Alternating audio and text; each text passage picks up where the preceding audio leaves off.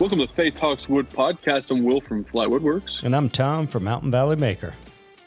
And we're a podcast about everything from Jesus to joinery and a little bit of everything in between. Tom, I'm pretty tired.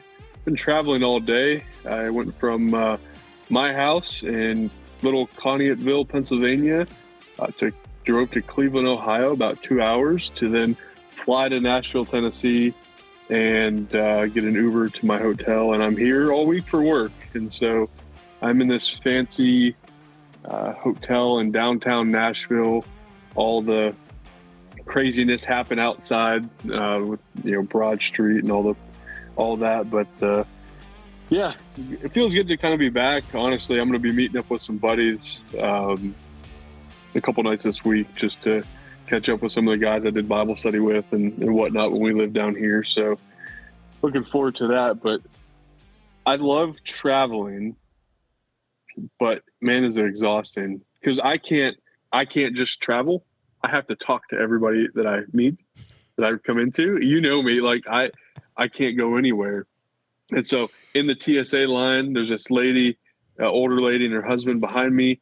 Found out that they're from California, but they told me, they said, we're from the conservative California, and we go to a Baptist church. And they right there struck it off, and we started talking. And then the ladies that are sitting across from me, older ladies, as we were waiting at the gate, they were in Cleveland for a Jane Austen conference. I didn't know who that was because I live under a rock, but apparently she's a really, really famous author, wrote The Pride and Prejudice or something, and all kinds of stuff. And so I texted my wife. I'm like, yeah, these ladies say they're here for a Jane Austen. Who is that? I don't even know who that is. And I looked it up, and my wife's like, you must live under a rock, because she's like the author. I don't know. Anywho, so yeah, I can't. And then the lady next to me, got to know her on the plane. And so yeah, it's exhausting because I can't just sit there and put AirPods in and watch videos. There's too many people around me. I love to meet people and hear their story. And so that makes it doubly exhausting, which my wife hates traveling with me because of that. I can't just sit there and be quiet. I'm the guy, if you sit next to me in the airplane, I'm going to try to talk to you. Now, the guy, I was in the middle seat because it was a full plane. He had full headphones on, and so I couldn't talk to him. Although I did, when the plane landed, he was watching football, like ESPN on his iPad. And so we chatted about football for a minute. Yeah. So, yeah, I'm tired. How are you? Oh, I'm good, man. I am rejuvenated. It's we have had just every day this week has either been rain or wind, so I have actually not worked out on the farm that much this week just because of weather. And so I've actually gotten some shop time. I had to install a sign today, but the heaviest sign I think I have ever installed, 1/4-inch steel that was water jetted, 7 foot long. It took 2 of us to lift it up, Whoa. mount it on a brick wall. That sucker was heavy, man, but looked fantastic when we were done. But Did you have it like powder coated or anything, or? no, you've seen the rusted metal signs, so Okay. you spray it. So just leave it out the water jet, and yeah, and you spray it with a solution, and it makes it rust quicker and has that. Patina is copper, so I don't know what the actual scientific word is, but yeah, that is the rage right now. The rusted metal signs. So I like them, except for there was no sense of making this out of 1/4-inch steel, man. Dude, this thing was heavy. Oh my gosh. But yeah. Is that cold roll or is that hot roll steel? You know? I didn't ask him, but I'm 99% sure it's cold rolled. Okay. I'm not sure. I don't know if I would know how to look at a piece of steel and tell if it's kind of like olive oil. If I look at a bottle of olive oil, I can't tell you if it was cold pressed or whatever that other method is. I just have to read the label, man. So. Right. Well, I worked in manufacturing, and we were a metal manufacturer. So we did huge rolls of press that was the size of most people's houses kind of thing, and would press steel and all that. And so I can't tell you because I was in IT, but I know enough of the terms to make it sound like I'm smart, and that's the important thing. Yeah, I don't. So awesome. Well, before we get into the guest today, I just want to say thank you to all the patron supporters. You guys are awesome over there. And if you want to support the podcast, you can do so on patreon.com/Faith Talks Wood. Also, give us a 5-star review on Apple. We want more people to find the podcast so that they can hear testimonies and hopefully reconnect and grow closer to Jesus. And that's the important thing. And then pray for the podcast, because this is a big thing to Tom and I, and we want to see this podcast continue to happen. And your prayer is the most important thing. But before we get into the guest, I just want to say, Tom, I'm pretty excited about today's guest. I'm also excited to say that we are now partnered with Surf Prep Sanding. You guys know we had Skylar on the podcast a few weeks ago, gave his testimony, and it was an amazing testimony of how God's used him. And through some conversations with them, they decided to partner with us. And so if you want to buy anything from Surf Prep, you can get 10% off by using the code FAITH at their website. And we get a little kickback from that, just something to help the podcast. But we're excited to be partnered with a brand that has the same values and beliefs as we do. And we are really, really excited about this. And, you know, we, as the podcast has grown, we probably could have had opportunities to partner with all kinds of people, but to Tom and I, we wanted to partner with somebody who believed the same as us, and Surf Prep is that company. And so go over to their website, surfprep.com, whatever you get, use code FAITH, and that'll help us out, and appreciate that. So Tom, who is it that we have on the podcast today? Look, man, so, you know, when you're a kid, we all have our superheroes. Some of it's Batman, Robin, some of it's Superman. And, you know, I feel like a kid today to get to meet one of the makers. I have been watching on YouTube for, feels like forever. I realize YouTube hasn't been around forever, but man, Bob Clagett from I Like to Make Stuff. He not only he used to be a woodworker, but now he's just it feels like everything's either a car or 3D printed. But back in the day, I used to watch him make cool stuff out of wood. Hey, his latest video, man, he did make some stuff with woodworking. I'm just picking with him because, but Bob, man, welcome to the podcast, dude. We're so excited to have you here today, man. Tell us a little bit about yourself. Well, thanks for having me. It's good to be here. And yeah, I get that a lot. People come in through a woodworking video and they think I'm a woodworker, and then they come in through this video and they think I'm a that, and it's been happening for 10 years. I get it. But yeah, I'm happy to be here. I'm Bob Clagett. I run a company called I Like to Make Stuff, and I've been doing YouTube videos for about 10 years. I think it's 10 now, 10, 11, something like that. And I make all sorts of stuff. You know, I like to make stuff. Like, the name was not not just cool, it was descriptive. So yeah, and I just make kind of whatever I feel like making at any given time, which changes all the time, which is part of the problem. So it's often things like that we need around the house, but it's also random stuff. Like, people can't see this if they're just listening, but you guys can see all the stuff behind me. This giant Star Wars console and a bunch of props and stuff from all the different things I like. I make a little bit of everything. So very cool. That's me. But I think that's what makes your channel so interesting, because you do make a lot of functional stuff. Like I'd say a month or two ago, you got a pole in your shop where you made the spray can holder. Yeah. That was awesome. Totally functional. And who would have thought to hang the spray cans on the pole in the middle of the shop, you know? But I'm going to tell you, I've watched a lot of your videos over the time, but the recent one you made with the little Lego sorter thing. Yeah.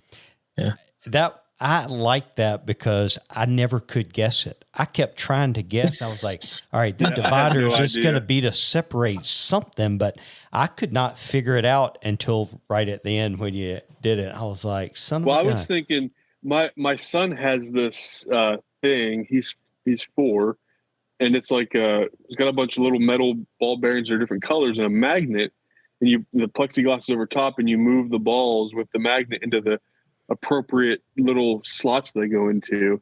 I was like, I wonder if he's doing something with something like that. And then when he was like, this for Legos, I'm like, that's genius. I'd never thought of that.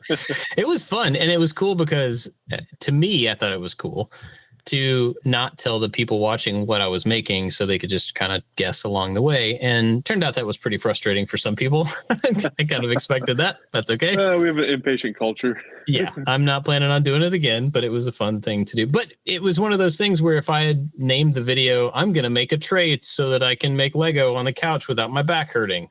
Like nobody would watch that. You know what I mean? Right. So, You have to make it. Yeah.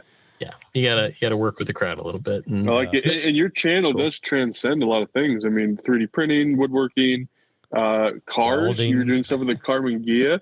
I mean, that's awesome. I'm a car guy, and so I see that. Oh, cool. I'm a woodworker, and I'm like, all this stuff is like kind of transcends so many different genres, if you will. Yeah. Between you and Drew Witt and a couple other channels I watch, I want a 3D printer now. I said I was not going to get one for so long, but I'm just seeing how useful they are in the shop. And so it's on my bucket list. It's going to be here in the next 6 months, I'd probably say. I got a kid in college, so I'm broke from college. I gotcha. It's absolutely worthwhile though. I mean, I think a few years ago, the trade-off of like how much work it is to get something good out of it versus the cost and the time was not quite there. Now you can get what you want out of it. Like the machines are better, the software's better, the materials are better. The prices have come down a whole lot. It's definitely something that in the next, I'd say 15, 20 years, it's going to be like a table saw. It's going to be the thing that, of course you have one in your shop. Why wouldn't you have one in your shop? It's just one of the base tools. And I'd say too, I had a Ender, old one, and I couldn't get it to work. The bed would come on, and it was really finicky. And so I sold it to a buddy of mine because I just couldn't get it to where I could use it in a way I felt effective. And then Bamboo comes out, and their stuff is all high end, and then they come out with their one that's like $400 or something. And it's a set it and forget it. Their stuff is like the Apple of 3D printers. Yeah. And so that's definitely, I wouldn't mind getting one too. I saw Brad Rodriguez put out a video, and he printed spacers for doing his flooring in his house. It's like, oh, that's awesome. Yeah. It's one of those things like most tools. Once you have it and you've successfully used it one time, then you're like, okay, this piece of me just unlocked. And now I can see the matrix and all the places I could print plastic things for my house, and it becomes infinitely useful. It's pretty great. Yep. Absolutely. So we've known about you for a long time, but we had Andy Bird on the podcast, and awesome guy. Loved having his story and his personality and stuff. And a lot of times at the end of our podcast, after we get done recording, we'll ask the guest, hey, do you know anybody else in the maker space that's a believer? And Andy's like, you need to reach out to Bob Clagett from I Like to Make Stuff.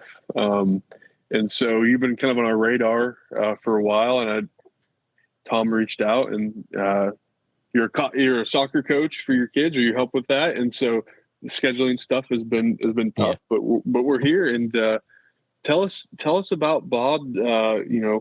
What did your life look like before I Like to Make Stuff? How did you come to the relationship you have with Jesus, and what does that look like in your life now? And tell us about yourself. Yeah. Well, so I live in Elizabethtown, Kentucky, and I grew up here, and grew up in an awesome family. And my family is they all live within a couple of miles. I mean, my parents live right down the street. And so I had a really supportive, really awesome family growing up, and we grew up in the church. I think I, accepted Christ when I was probably 9, 10 with the 9, 10-year-old understanding of what I was doing. I think like most people at that age who, you have a very limited understanding of what you're actually talking about and thinking about. But from that, grew up in the church. We were super involved. And in my senior year in high school, my mom had gone to seminary. And so she was a pastoral counselor. She went to seminary and all when I was in high school, and was trying to become a counselor. And so there's a whole story there that is probably not appropriate to talk about here, but basically her trying to follow her calling into counseling created some really weird stuff with the people in our Baptist church that we grew up in. There was a lot of very, very fundamental, very fundamental people who made it very difficult for her to do what she was trying to do. And it put a really bad taste in my mouth and her mouth and my dad's mouth. And we left the church that we had been in my entire life. And that was my senior year in high school. And it didn't like mess my faith up, but it really reminded me that the faith is not about the people, that your reliance on the church around you it really should not be about how good the people are, how much you fit in or anything like that's not the point. But growing up in that, you're surrounded by this community, these people who are, like holding you and growing you and stuff. And so it feels like the church is the people. And that entire moment in my life kind of broke that for me. And it made me a little bit like, I don't know that I want to be with these people anymore. Like, God's cool. Yeah, I'm cool with that, but like, I don't know. And so I stepped back from involvement a lot, I think. And then I went to college, and I went to Savannah College of Art and Design in Savannah, Georgia. And so went down there I didn't know anybody. My parents dropped me off. And this was the late 90s, mid 90s. And so it was a really interesting atmosphere in Savannah. And going to art school in the deep South in the mid 90s, there were lots of people, right? Lots of different things happening around me.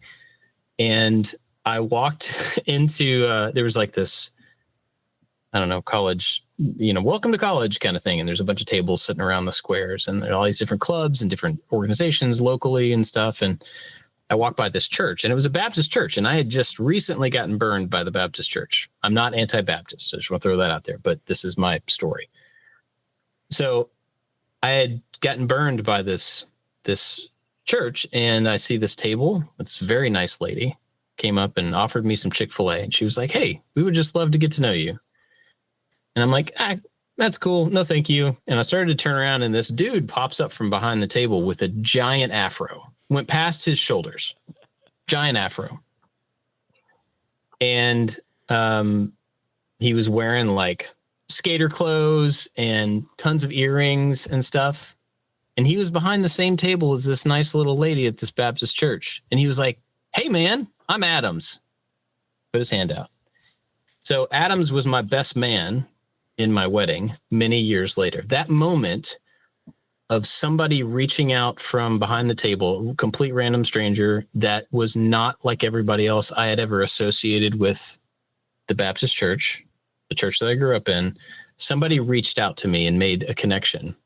And that connection changed my life. It changed college. It changed the people I knew, the people I hung out with, where I did ministry, as playing music. It was everything. That hand coming out to me from behind that table. So I became a part of this college ministry at this church, and that lady, Leslie, did the wedding. The lady behind the table, she married me. This was 20 something, or I don't know, a long time later, whenever I got married. So it was a big moment for me because it reconnected me with the church as the community of believers, and in a way that I think God really knew that I needed at that time. And so it also probably saved me from a lot of heartache in college of trying to be on my own with my faith. Because I think in college, that's a really dangerous place to try to go it alone with your faith. So anyway, I was a part of this college ministry all through college, and I don't know how much story you actually want here, and I can talk forever. So talk as long as you want. Keep going. Yeah. Okay. So through college, this guy Adams ended up being. We were roommates after the first semester of school, and best friends all through college. We were just joined at the hip. We did everything together, and he ended up working as an intern at this church. And so I was a part of the church, but then also started playing music for the college ministry. And so we were just super involved with this whole thing. And then I started dating this girl. And I dated this girl through the end of college for 3 years. And we got engaged. And then we did not get engaged anymore. We broke up after I was out of school. We broke up on a Thursday. And so I was, after 3 years, and thinking this is the girl I'm going to marry, even though there's all these reasons, whatever. We had faith in common, and that was about it. And so we broke up, and I called Adams, my best friend, and I'm like, man, I'm wrecked. I don't know what to do. I got to get out of town. He's still working at the church. And he's like, well, the college ministry is going on a ski trip tomorrow, and we need adults, like air quote adults, to chaperone. You're out of college. Just come on the trip. It'll be free. You'll get to hang out with some people. That's it. This is on a Thursday, right? So Friday morning, I drive to the church, get out of my car, and the first person I see is my wife. The first person I saw. Never met her before, never anything. So I'm like, see this girl? I'm like, I don't know her. Why don't I know her? Like, she's awesome. I should know her. But I didn't really think anything about it. So we go on the ski trip and hang out for the weekend. And it was a really good time of being ministered to by what was like, I was ministered to by what was happening at this trip. I was along to get help. and it was really good. It helped me out of a really hard place. And then a couple days later, I started hanging out with this girl. We started dating like 2 weeks later, which everybody was like, that's way too fast. You just got out of this relationship. We got married less than a year later. And that was 22 years ago. So all of that and way more than I could possibly fit into the time that we have, I think started with that handshake. And I constantly go back to that.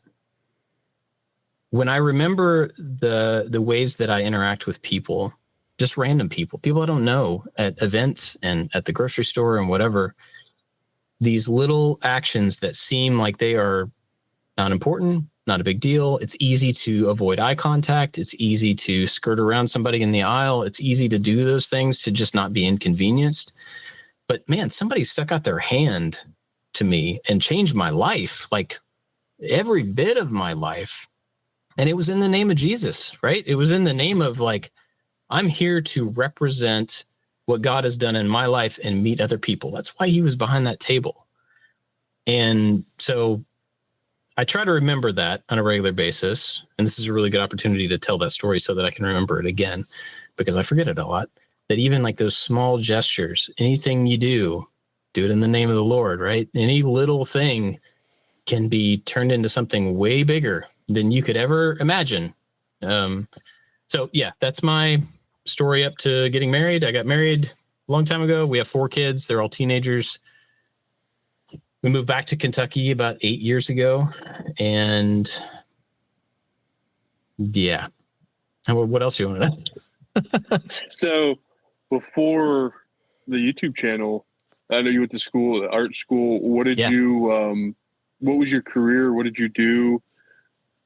Well, I did. I went to school I started out doing graphic design, thinking that's what I wanted to do, and very quickly changed to computer art. And this was just a general degree for learning all computer artistic things. So it was like 2D animation, hand-drawn animation, 3D animation for movies and stuff. A little bit of programming, although that was pretty new to the school at the time, so there wasn't a whole lot of it, only a couple classes.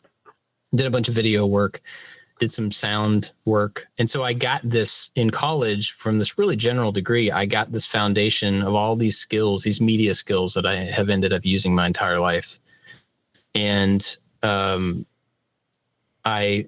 last 2 quarters, we were in a quarter system. The last 2 quarters, I took the only programming classes that they had.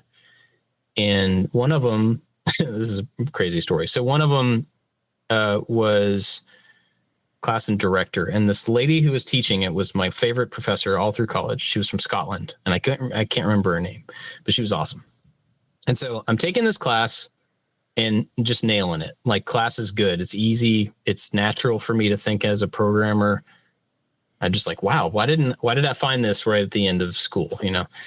And on the side, my friend and I, Kevin, we were trying to start this web design business. And this was in 1999. So we're starting to build websites for local companies and stuff. And it's working, but not really working. And so we're getting out of school in a couple of months. I'm like, I don't know what to do. I don't think this is going to work and everything.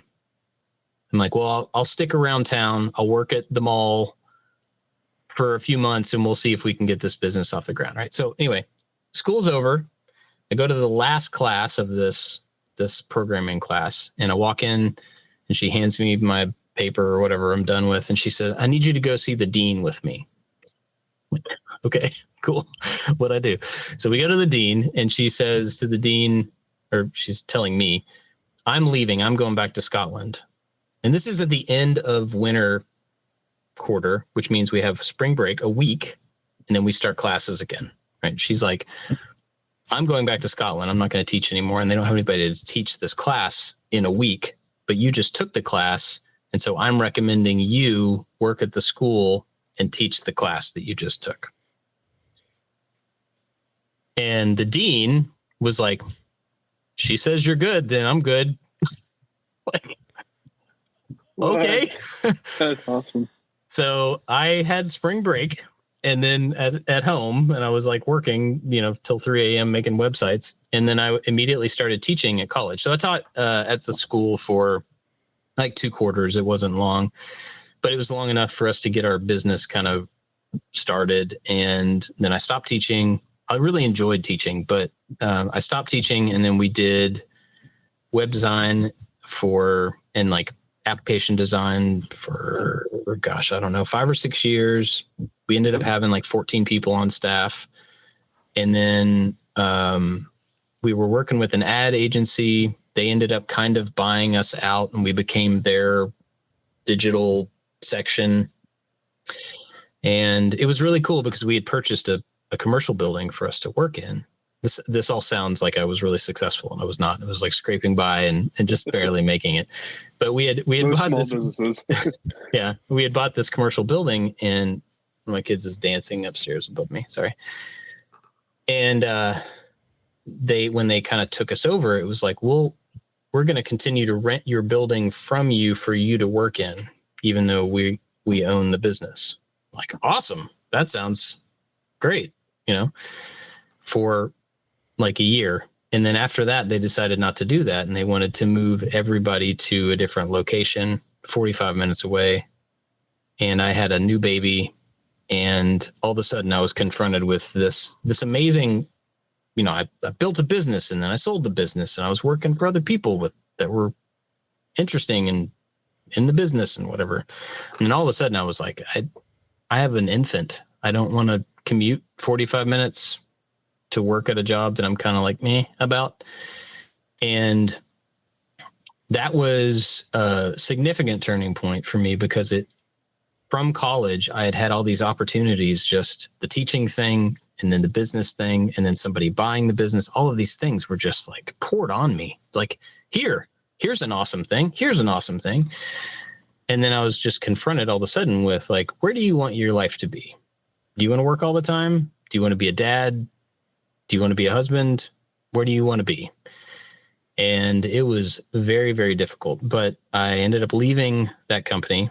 Told them straight out, like, I'm not going to commute. I don't think you should make anybody do this. Tried to stand up for everybody. I was the only one that left, and decided I'm going to figure out a different path forward so that I can actually my kid can grow up with me around. And I was blessed enough to get a job with a small company, a startup in California called Case. And my brother worked there, and he had worked with the owners for a long time. He's a programmer too. He's older than I am.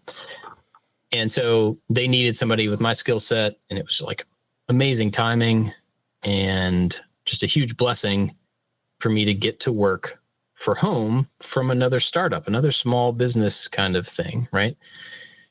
And so I get a call from the owner the day before my first day. And he's like, hey, I just wanted to let you know, it's not public yet, but your first day is the day that we're getting acquired by Dell. So if you don't want to work for Dell, now's your chance to, find another job or whatever. I'm like, well, I need a job, and Dell's fine. It's fine. But it was really interesting because I thought I was going into this kind of small business kind of startup thing. And then I walked into this just giant corporation with 100,000 employees, and it was amazing. The people were great. The work was great. I got to work from home. I think I even got a raise than what I had signed on for. It was just crazy, good, blessing stuff. And I worked there for, I think, 5 years from home. Got to be home on my own schedule with my son, my oldest son, when he was just at the beginning, just tiny. We had my daughter about 18 months later after him. And then we had another son about 18 months after that. And then another son about 2 years after that. So I have worked from home. Basically, my oldest is 17 now, and I've worked from home that entire time. And it's been nothing but a blessing from God that I could be around. Work is still work. You still got to work and everything. But the fact that I've been given the opportunity to be in my house when my kids walk for the first time and say things, and, just like all the stuff is amazing. And now and for the past 10 years or so, I guess the transition story, I worked for Dell. And then because my first two kids were really little, I would be at the computer all day. My wife stayed home with the kids, and there was a doorway literally in between my office and the rest of the house. And so there was no commute. There was no transition time. There was like quiet programming, heads down mode, and open the door. And then it's just like diapers and screaming and family mode, right? There's no path between them. It was just a doorway. So my wife and I, she's amazing, and she wanted me to have a kind of like transition time. So she said, you should start making stuff again, because I used to make stuff in college. You should play music. And so I had about an hour or so in between job and life that she gave me to just make stuff or to play music on my own or whatever, as a way to transition between the time. Then I started feeling really bad about that, even though I didn't need to. But that feeling bad about it led me to, I should at least make it valuable. And it's valuable for me. I still have a hard time justifying that. So I'll make a blog post about the thing that I'm doing, and then somebody else can at least learn how to do the thing I'm doing. So a few projects of taking pictures and doing write-ups and stuff taught me that I really don't like writing blogs. So I did that a couple of times, and then I was like, remember all that video I did in college? I think that would be way easier to shoot video. So I started taking videos of the projects and editing them, and it was a way for me to like do a thing that I needed, but then give that thing to other people where it's hopefully useful potentially for somebody else. And that little transaction right there became the thing that I just, it was like a little shape that just kept getting bigger in my life. I wanted to build more stuff, and then I wanted to share more stuff, and then, all this.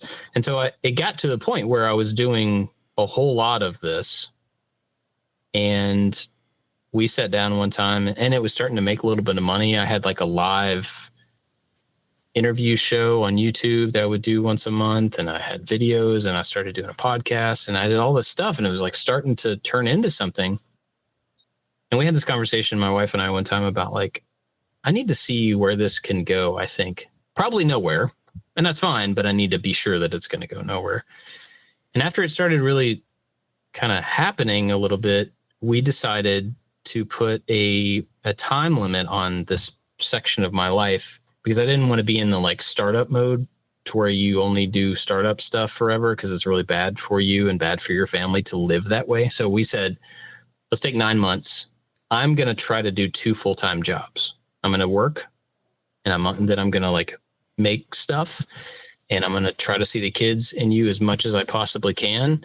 But I'm going to try to do 2 things completely for a very short amount of time. And one of those things is going to be in the way. And I think I won't know which one's in the way until I actually do them both. And so we did this, and it took about 3 months, I think, before I was like, yeah, the job's got to go. Like it's slowing me down. It's in the way. It's the thing that I like have to slog through writing code so that I can go over and use the table saw, And so it really took, I think it was about 3 months before I said, this is what I want to do. And she was like, let's do it. She's always been supportive in every possible way. And so then I left that and started doing, I like to make stuff full time in 2014 or 2015. I can't remember now.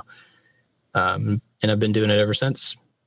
And we moved back to Kentucky 7 or 8 years ago now, and moved into my grandfather had passed away in 2016, I think. And so his house that I hung out in a lot as a kid, and I hung out in his workshop and stuff. His house was just part of the estate, and my dad and his 2 brothers were trying to figure out what to do with it, and they were going to sell it. And I immediately got this like, I think I think that might be the place we need to be, and like that house, it fits well. It fits well with what I need for the business. It fits well with how many kids we have, and it's in this beautiful area, and I know the town, and, it was just like had this draw to it. We spent a lot of time. It probably took us a year to decide to move back. And I really wrestled with it because I felt it was the right thing for not just me, but for us, for our kids to grow up in Kentucky, not in Georgia. Savannah has some good things. It has some bad things. And so I kept thinking this is the right thing for all of us, but she did not feel the same way. So it took us a long time of prayer and kind of wrestling with it. And I got to know a couple of other internet people because like I talked to somebody and they were like, you should talk to so-and-so. And then they would connect me with that person. You should talk to so-and-so, and I'd talk to them. And so I got to be really good friends with a couple of people, and they spent a lot of time giving me wisdom and, kind of praying through whether it was the right thing to do. And then eventually, I think after praying about it enough, my wife just she was like, I'm not sure about it. Like, I don't know what it's going to look like for me. I don't know what it's going to look like for us, but I think it's right. And I trust you that you're seeking God about it, and that you're not just like, cool house, let's go. It wasn't like that. And so we moved. And I think even though it has been definitely an adjustment for her, she's from Florida originally, so it's a pretty big adjustment. It has been, I think, by far the best thing we could have done for us as a unit and for my kids to grow up here. And I think we've gotten plugged in a very different way than we would have if we had stayed where we were with the church that we were with and with the people that we were with and all that type of stuff. So I think that's it. I think that's a lot of my history. That's a fantastic story, man. Yeah, it's crazy. I love like hearing people's story, and when you can hear the whole thing from way back then to then, you see how God put pieces in place just over and over and over, like your art school and your technology and like all that foundation that you never knew you would end up having a YouTube channel. And I like to make stuff, but all along the way, he was putting people in place, putting skill sets in place, and so that he could bring you to where you are now with this huge platform to do like that God did and be able to just reach out and shake your hand. And man, that story of the guy shaking your hand just reminds me so much of Jesus at the well, where you know, he's there and he's like, here's the common girl. And it's like, give me a drink of water. Let's have a conversation. It's starting a conversation.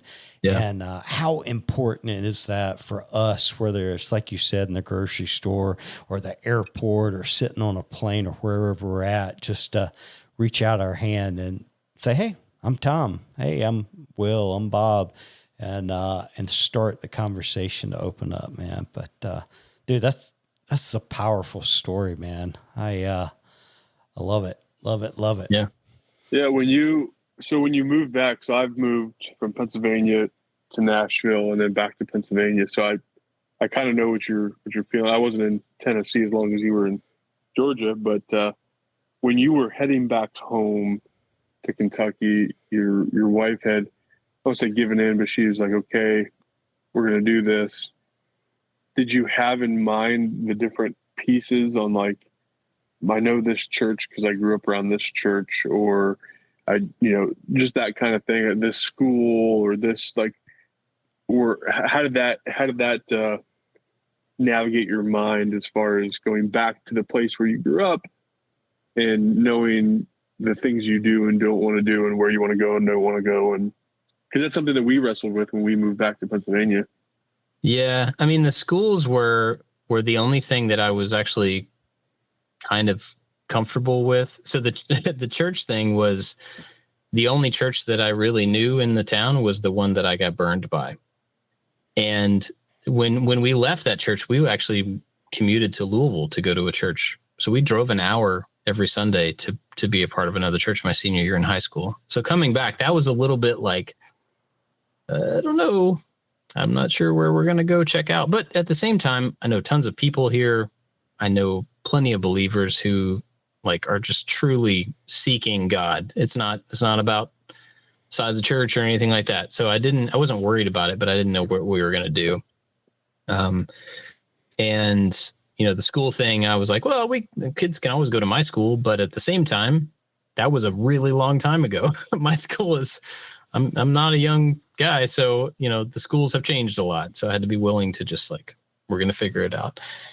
And at the time, my youngest wasn't even in school yet. So it was, we were in elementary school, starting to transition into older grades. So we've been kind of navigating through youth groups and through schools and middle schools and high schools and stuff and trying to figure it out as we go. And it's been fine. The fact that my family is all here, and that I have a good, solid relationship with all of them, and which has only gotten better from being here, that was a big draw. It was, we were living in Georgia, and my wife's family is in Florida. My family is in Kentucky. And so we had a lot of friends there, but we didn't have any grandparents that were around, and so just having family, either family down the street, around the corner, is a huge blessing, And so that was a big part of coming back, was knowing that would be nearby. And unfortunately, it's one of those situations where we don't get to see my wife's family as much as she would like. And so we have to take trips to Florida and stuff to try to get that time with them. But you can't, and if everybody lives in different places, there's not a really good way to do that. So that's one of the things that we've kind of wrestled with moving back. But yeah, I know with us, it was a similar thing. It was, so we're not close to my family. Actually, I haven't talked to my family in the year and a half we've been back. And that's hard for a lot of people to hear, but,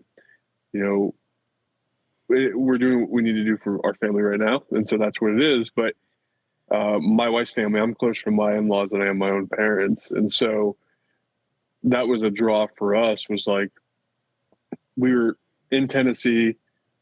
We had a really good church. We were involved in a really good small group. We had the people, but it's not the same as grandparents. Like you said, like, it was so, and we didn't even know it. And like, we knew, like, there was a conversation, because my wife and I are big, like, pro and con lists. And we'll go down through, and one of the things we kept coming back to was that her parents were up here. And so they're up there, I'm down here now. And that's been a huge blessing. to, my wife is a stained glass artist, and so she'll do craft shows, and my in-laws will take the kids for the Saturday so that I can go help her, because as I talked about earlier, I'm very good at talking with people, and so I can solicit people and talk to them as she's wrapping their thing that they're buying from her and all that kind of stuff. And so that kind of stuff has worked out really well, and I got a job that was able to afford her to stay home, and there's been so many things like that have added up. But it's awesome to hear that you guys are back. So you're in your grandparents' house. Yeah. So now? We moved into the house while we were trying to sell our house in Savannah. My uncle actually had the house, and so he was like, yes, if you want it, you can stay there as long as you want until you sell your house, and then you can buy it. So it was like, it was wonderful. But yeah, my office here used to be, when I was growing up, this was a storage room, and it was full of remote control airplane parts, like just everywhere. My grandfather built airplanes, and he did all sorts of stuff. But yeah, I've completely transformed, I think, the entire house now. I don't think there are any rooms that I have not renovated and completely changed. And that was actually not a concern, but it was a question when we were moving back. I'm like, this is kind of what I do for a living. I'm going to renovate the house. I'm going to change everything.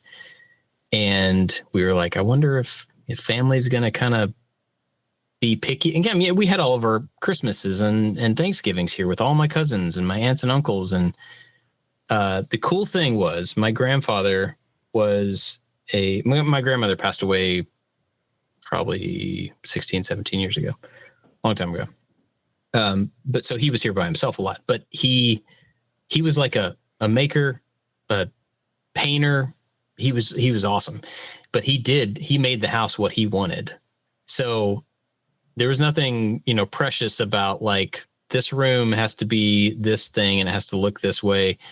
When he passed away, the kitchen table was his art studio. So there was painting supplies everywhere. He had easels all over the place. He turned the house into what he wanted. And knowing him, he would be tickled to death that I have changed everything about the house to make it what it is for me and for our family to fit, but it's been really cool to still be here, and be able to like completely change it for us, and not feel bad about it. Almost like feels like I'm honoring him by being able to change the house in the ways that work for me. That's pretty cool. Now, in your Carmen Gia video that you just posted in the last couple of weeks, you said you were at the property and it was like a pole barn. Is that the same property, or is that a separate? That's a separate property. We bought some property because we live in a neighborhood and we have neighbors that are awesome, but I've always kind of wanted to have some land, and we a few years back came into a really awesome location. It's like 11.5 acres, and it's mostly wooded. It's in an area where like there's not a great spot to build on it, but it's really good for just being out in the woods. And there's a couple of creeks, and there's, rolling hills and lots of trees and stuff. And there was a pole barn there. And so we got this piece of property, and like, I'm going to build some stuff in this barn. I don't know. This is before I had the car. Like, I don't really know what I'm going to do here, but I'm going to just build some stuff. And we're going to have some outdoor area to play, and we're going to build some trails, and we're going to build some zip lines and stuff to climb on. And so that's what I've gotten to do out there. It's kind of out in the country, but it's really not that far from us. So it's pretty great. That's pretty cool. We, and I'll stop talking and let Tom ask some questions. So when we were moving back, our one stipulation was that we wanted land. In Tennessee, you can't afford land. Middle Tennessee, Nashville area, you could pay upwards of $100,000 an acre. And if you want anything, you have to go way outside of town, like hour and a half outside of Nashville to get. And so we knew that we wanted some land, and through a whole circumstance, God had his hand on it. We were able to get a house with 25 acres, and it's awesome. But I haven't had the time to do what I want with it yet because I work a lot. And so it's 5 acres where the house sits open, and then 20 acres of woods. And It was logged like 15 years ago and it's a mess back there, but it's ours. And it's, I have a shooting range, and it's what we wanted. Our kids are growing up. I'm building a duck coop. We're gonna have ducks. Oh wow. Yeah, awesome. calling it the Quack Shack. Perfect. Well, I wish I would have thought. I've always wanted to do the YouTube thing. I have the background in technology and editing videos and stuff. I'm just busy and lazy, and there's fear, as Tom has talked about in the past. And I could have filmed myself making this Quack Shack. I mean, it'd be great content. People love that stuff. But yeah, so it kind of resonates with our story. We have some land, and now our family is slowly consuming land. So my in-laws have 75 acres. We have 25. My brother-in-law just moved back up. He was in Tennessee as well. He bought 50. So now we're looking to get my other brother-in-law up here and have him, because they're big hunters and stuff like that too. So yeah, trying to consume it all. Yeah, that's awesome, man. Yeah. So anywho. So from a YouTube side, creative side, like, how do you go about coming up with all your ideas and the whole process? Because the one thing I like about your videos is you're great at telling a story through the whole making process. And so I just started a YouTube channel, but it's not woodworking, making related. It's about fitness journey. And, okay. And video and hikes and stuff like that. But I have already my channel set up for woodworking, but I have not made anything or posted on it. And, because every time I go to make something, I start filming it in the shop. I'm like, it just slows me down so much filming. And then I'm like, I got to get this project done. And I give up on the filming process of it. But how do you manage that with, I'm sure obviously being full time at it makes it a little easier from, since your job is to make stuff, but back when you had a job and were filming and making, like, how do you find that balance and come up with ideas and make the filming and the making balance without getting frustrated with the slowing down? Or does it slow you down now? Oh yeah, it absolutely slows me down. I occasionally, very rarely, I'll be like, hey, it's Saturday and I don't have anything to do, but I do need this little thing. So I'm just going to go make it. And it's so fast. Yeah.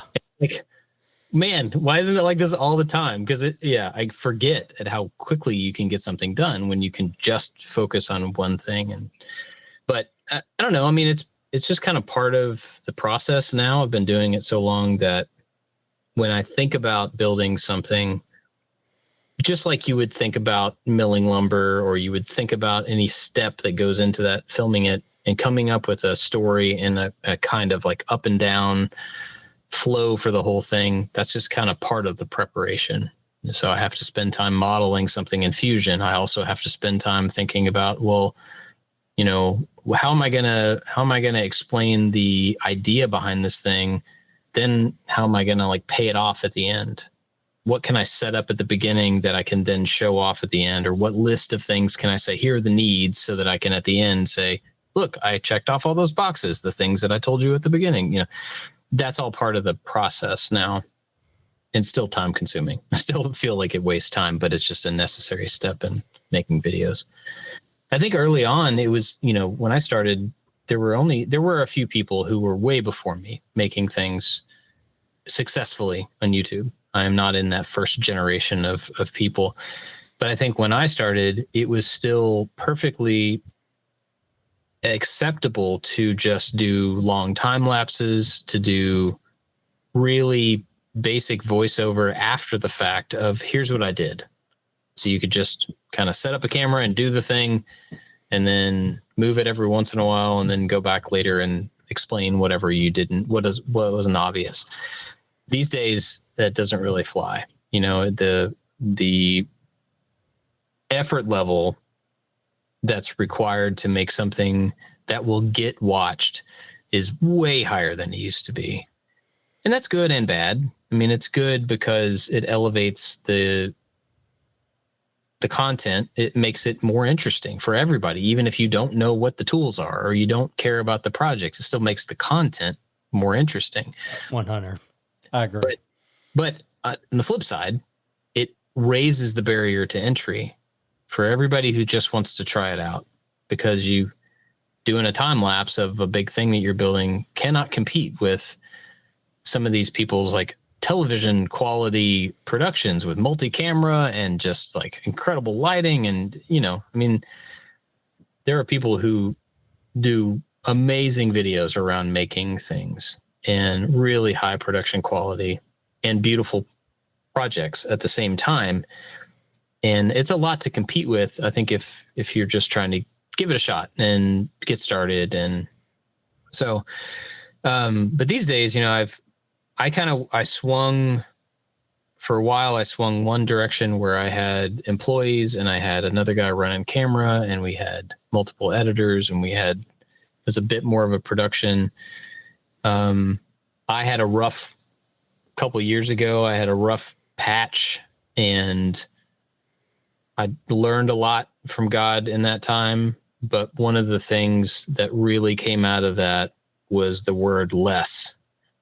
And from that, I have been doing less of everything, less production, less planning, fewer videos, less people involved, less care about performance, less, you know. And so I'm swinging back the other direction, and then I'm running the camera myself, and I take my time and I do fewer videos so I don't feel like I have to hurry as much. And there's a bunch wrapped up in that. That's probably a whole nother conversation we could have about that time in my life. But so the swing back is trying to simplify some of that big production stuff and all of the planning and preparation that goes into making a big production, and just kind of like cut it back down to, I have nicer tools than I had 10 years ago, but I'm still just like a guy in my basement who likes to make weird things with Lego parts. And, you know what I mean? I'm trying to pare it back down to the stuff that I think is necessary and let go of some of the high production stuff that people have to compete with. Not compete with me, but the people. I see that competition and I don't really want to be a part of it. So does that answer your question, or did I go really far? That 100% does. And like, I would say that my three favorite makers that I watch online, my three or four, it's all about the storytelling. And that is what I think you, Drew Fisher, and Drew Witt do better. I used to watch a lot of other channels and they're just boring to me now, because at the end of the day, if I watch one person make a cutting board, another person making a cutting board doesn't touch me anything. Like Drew Witt, I'll watch his for entertainment factor. Yeah. It purely because like a lot of times he's making stuff that I'm like, well, I already know how to make that, but I find him very humorous. Same exact thing with Drew Fisher. I'll watch his video of making a birdhouse or a whatever he happens to be making that I already know how to make. I'm not going to learn because I want to hear what he threw in his neighbor's pool or what he stole out of his neighbor's computer. You know, I just find it very funny. So it's an entertainment factor versus now he's a much better woodworker. All of you guys are better woodworkers than me, but I sometimes I watch it just because it keeps my attention. And like when you were making that spray paint can thing, like you kept having to go back and you know, just the humor is like, well, that didn't work. So back to the drawing board type stuff. It keeps you entertained. And so I guess that's kind of what keeps me from doing is like, I feel like I don't know how to tell a story like that to keep people drawn in and watching, you know? So it's been something that I'm I'm learning it. I mean, this is not something I was taught. It's not something I think I'm particularly good at. I appreciate the praise, but I don't really think I'm that great at it. I think it's something that I'm trying to do. The thing I have learned over time is that early on, I could make a cabinet and I could say what the cabinet was for. And there was enough of an audience that people who needed that kind of cabinet would find the video because they needed to also build that cabinet. And that was it. Mm-hmm. But like you just said, you already know how to make the thing that you're watching somebody make. Knowledge has been disseminated so quickly over YouTube that you don't really have to learn how to make something unless you have like, I've got the lumber. It's time to learn. I'm going to go hit the video, watch the thing, and make the thing. And the rest of the time, it's entertainment. And so if I only aim videos at people who also need to make a folding ping pong table, that's like maybe 2 views over the course of the next 10 years. You know what I mean? That's not the right way to aim at people. The way to aim is something that's far more general. So our stories that we've tried to do in videos are more about you take a specific premise and you generalize it out into a sentence that doesn't have that noun of ping pong table in it. It has, how do I hide this thing in my house or whatever? And then you make the story about the big sentence and you use the noun as the example. And I think you can take kind of that same idea and apply it to anything, not just making things, but any kind of video. You generalize it, you make it for a broad audience. And then the specific thing that you want to do is just the example of making that same point. Like, for instance, with the Carmen Ghia that I've been working on, I've had to rebuild a significant amount of the metalworking on that car. And it's all basically the same thing. It's like I can cut a panel out on this side and weld it in. And I'm going to do the same thing all the way around the car. But I have to make a bunch of videos about it because that's how I get money to work on the car. So I can't name the videos like cutting out the left front panel, cutting out the right front panel. I've got to come up with some generalized idea that gives me an excuse to do that work. And so that's maybe a tip that you could use for making up your own story or that's generalized around something. Yeah, maybe. That's pretty good. Now, have you ever been to Workbench Con before?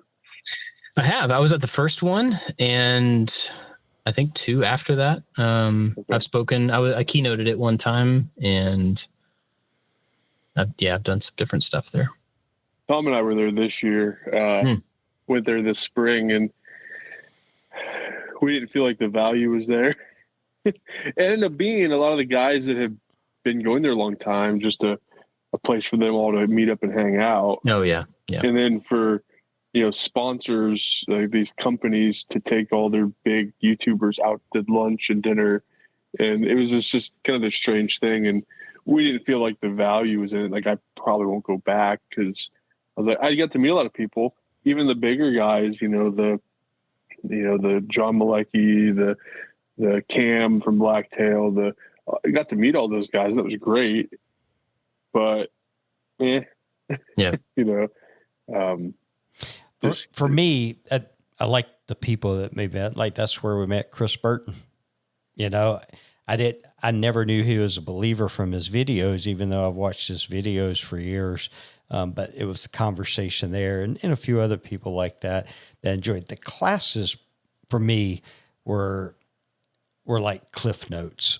Like when I was in high school, I never read a book. I got the Cliff Notes. I read the first and last chapter of the Cliff Notes, wrote my book report, and like every single class, because it was like I think what they were trying to do is cram so much into 2 days or 3 days, whatever it was, to try to make you get the value of how much it costs, that it devalued it. Like for me, I went in there and got a taste of the class, but I wanted to stay there in that class and learn some more. But now that 90 minutes was up, and that was the only thing I personally like. I'm going to take your Fusion 360 class as soon as I get it. In fact, I'll probably take it before I get the 3D printer, but I had rather spend the money on something where I could sit here in the comfort of my home and watch it over and over and really learn and get value. But and it was really the partying it was like I drink. I'm not against having a drink, but I don't get drunk. Like I'm 53 years old. I'm not a 21-year-old in the military anymore, and stay up to midnight. I go to bed at 9:00 and I get up at 4 a.m. and I'm not staying up to 11 drinking at night. Yeah, just not gonna happen. It's not my thing. So, well, the kind of maker events like that one and maker fairs, and there's been several over the years that a bunch of us have gone to, and they've been. I think mostly, at least for me, they've mostly been about the kind of, I get to know other people who do what I do, and we get to kind of just hang out and spend time together. And I've made a lot of really great friends through those events, but going back to them, to continue to go to them for the same reason, I'm with you. Like I'm not the same person I was 10 years ago. And so trying to go back to an event and have it recreate what it was 10 years ago is just like, that's not where I want to spend my time. I would the like first to Workbench Con. Sorry? I was going to say, I would like to go to Maker Camp. I feel like that would be really enjoyable where you actually get to go there and spend time and make stuff and more hang out. But I didn't mean to interrupt you. What were you saying? Well, I was going to say the first Workbench Con was much smaller, and it was, I think, one of the best events I've ever been to. Because it was really focused on people who make stuff and people who make content. And it wasn't about getting sponsorships, and it wasn't about like, which laser company should you talk to if you want to get a free laser? It wasn't that. It was like about what I do. And it was 200 people or something, and in a barn, like in Atlanta, some like weird little barn event space. And it was just close, and everybody hung out in the same place, and we all took the same classes, and we all did it was great. And obviously that stuff has to scale for it to survive. Like I get that it has to change over time. And then the people who attend it are a different generation of the content creator than I am and stuff. So like it has to change. I get that. But those initial events, when they're smaller and more relational, I think they're just better, But yeah, I'm with you on Maker Camp. It's up there by Jimmy DiResta, and he and I are good friends, and he every year tries to get me to come, but it's always in the wrong weekend because I have two boys that have birthdays right around it. It's just never a weekend when I can go. So, yeah. And I will say, with Workbench Con, I got to put a real personality to the people that I watch on YouTube. And so that was helpful. Like, I got to meet John Malecki. John lives an hour, 10 minutes from me. And so we had that connection of both being Pennsylvania guys. We're both Steelers fans, right? He played for the Steelers. I got to talk to Cam from Blacktail. He's an introvert. He was over in the corner, and I just went over and said, hey, I just want to say I appreciate your videos. And 45 minutes later, I'm walking away after chatting with him. That kind of thing, I really appreciate it. And I got to, unfortunately, see true colors of people that were like, they're in it for just the views, just the monetization, just the fame kind of thing. And it kind of showed me, okay, well, that does exist, Oh yeah. Yeah. It does. But the thing I found funny though was like the people that had the most followers there, like Brad from Fix This Build That and John Malecki and several others, they came over and just hung out and talked to us. And then the guy that had 20,000 followers versus he didn't even want to have anything to do with you, but the guy with 1.5 million followers, like, hey man, I'm Brad, man, dude, nice to meet you. Where you lived? I mean, they were just so humble and, treated you like you're a human being. But then the guy who nobody knew who they were was like, well, I got 20,000 followers. So I got to go over here and talk to so-and-so, but it was funny. Well, and that's a perfect example of like, my kids will often ask me, or they have in the past, are you famous? And the answer is no, because fame is a relative term. Between the three of us, like all three of us know who I am. That's awesome. That means I'm famous here. But all three of us are famous because all three of us know who each other are, right? So the bigger the pool you get in, that number it's a percentage. It doesn't matter. It doesn't mean anything. So the person with 20,000 subs probably thinks that they are big in the pond that they're swimming in. Just like I could feel the same way if I wanted to. Just like some movie star who was on everything across the country could feel like they're big stuff. But it's all about, the people who know you are relative to the number of people there are. And none of it matters at all. And people like Brad know that because Brad is like an awesome guy. Yeah, Brad is a good guy that you would hang out with if he lived in your neighborhood. He would walk around and invite you over for burgers and stuff. And he's a good guy, regardless of how many people know who he is. Yep. And I mean, that's awesome. Yeah. And I actually really like Brad a lot. Yeah. Hey, you're right. Like I feel like if I lived in his neighborhood, we'd be like hanging out, cooking steaks and stuff. Really cool dude. Yeah. But the interesting thing too, like I keep bringing up John Malecki, but he's grown and his personality is very strong. But he was the nicest guy. Oh, yeah. And we chatted with him and we just hung out. He came over and was talking to us. We were looking at the Pika screw, and we just like stood there for 35 minutes talking about it. And so it's just interesting to see, like, just a guy. We're all just people, right? It's but and there's another interesting thing to this too. Like, I don't remember who I was talking to about this recently, but there's it was Mark Spagnolo. There's a perception that if you are public, then you are an extrovert. And he made a point, and we ended up kind of talking behind the scenes about it because I was with him. Just because you make videos or podcasts or whatever, and you put things out to the world, it's assumed that like if you were in a room with all those people, you would try to talk to all those people and try to like be. But the fact is, a lot of us who put media out are actually kind of introverted. We work in our homes by ourselves on purpose. It just turns out that the thing we make gets put on a website and a bunch of other people see it, but we don't deal with that. And I think, I'm not going to speak for Mark, but we had similar responses to people are surprised that I'm actually kind of introverted and I like to be alone and I like to work in my house. But I think when you get into the maker events, a lot of people want to be involved because it's the community that they're a part of, but not everybody is going to interact in that kind of social setting in the same way or the way that people would want or the way that people would expect. And it can seem standoffish. I think if somebody's just an introvert. So, yeah. And, a lot of creatives are introverts. Like every person I know that almost, it seems like that makes stuff or is a great artist and stuff. They just want to be making their art, whatever it is. I don't know what it is about creative minds like that, but my wife is like that. She'd rather just be in her studio by herself, doing her thing with stained glass, and but yeah, that is kind of true. I think it's a focus thing. I mean, I don't know this. I'm not like a psychologist or whatever, but I think it is a focus thing where I get the most enjoyment, not the most. I get a lot of enjoyment out of focusing on a problem and solving the problem.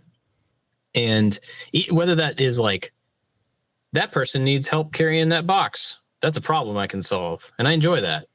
But to go to a social thing and just be with no value to add, with no one to engage with, like that's not a thing that I can focus on very well. So I don't have the same kind of reaction as to, but then some people, they like become energetic when they're around other people and just, like you. I mean, the interaction is the thing that you are enjoying, whereas mine might be the focus thing. And I think it's pretty common with creative people. That's why God made us all different. So. Yeah, absolutely. And that's why I hate working from home. Like I can work from home, 1-2 days a week if I want, but I'd rather be in the office. I'd rather be around my team. I'm more creative in that space when I'm around other people I can bounce stuff off of. And it's just interesting how God does that, because my wife and I are complete opposites, but yet there's so many things and reasons why we're so, compatible for each other. And it's just interesting how that works. Yep. Yeah. So, well, Bob, man, I can't thank you enough for taking time with your family. Is so valuable, and doing other things that you like. And for you to take this time out of your schedule to come on here and share your testimony is just very much appreciated. So thank you so much. So in case one of our listeners has been hiding under a rock and doesn't know where to find you, tell them where they can find you on the YouTubes and Instagrams and Facebooks and all that. Just search I Like to Make Stuff, or go to iliketomakestuff.com. You can get to everything from there. And then I have another podcast that I do with Jimmy DiResta and David Picciuto every week. It's called Making It.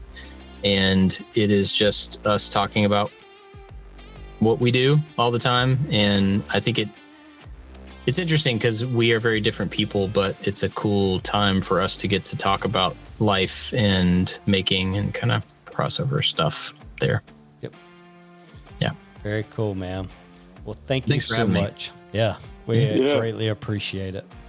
Yeah, thank you, Bob. Appreciate you coming on. And it's awesome to be able to have people like you on that, you're willing to share your testimony, what God's done in your life. So thank you for that. But till next week, I'm Will from Flat Woodworks. And I'm Tom from Mountain Valley Maker.